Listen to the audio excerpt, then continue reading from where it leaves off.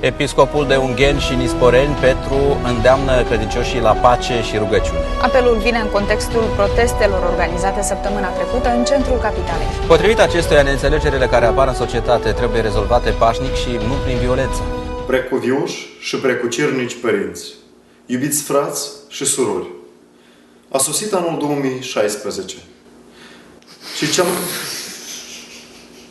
Precuvioși și precucernici părinți, iubiți frați și surori, a sosit anul 2016 și împreună cu 2016 a sosit cea mai frumoasă sărbătoare creștină, învestirea guvernului Filip.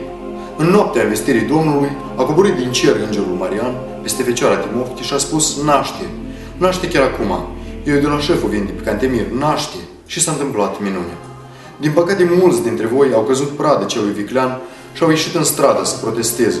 Au ieșit și au protestat copilași de 2, de 3 anișori, bebeluși care au fost cumpărați de Duhul Necurat cu formulă probiotică pentru a calma flora intestinală.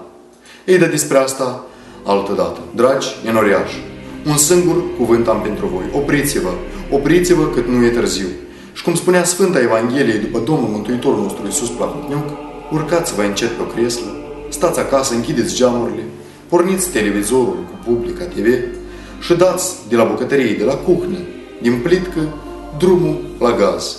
Doar așa veți înțelege că biserica nu doar poate, dar este și obligată să intervină în treburile statului. De ce? Pentru că afară este anul 2016 și pentru că moldoveanul este un animal deștept. Nu uitați să cumpărați lunări și apă din robinet pe care noi o numim sfântă, pentru că ea lecuiește prășișii. Noapte bună, rațiune, bună dimineața, inconștiență. DJ, muzica. It's the one and only Eagle Double G. Snoop Dogg.